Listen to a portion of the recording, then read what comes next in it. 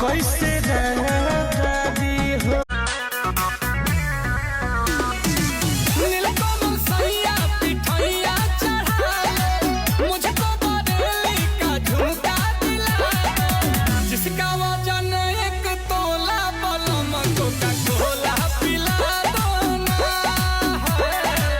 छोला पे मन मोरा डोला बलम कोका कोला पिला दो ना।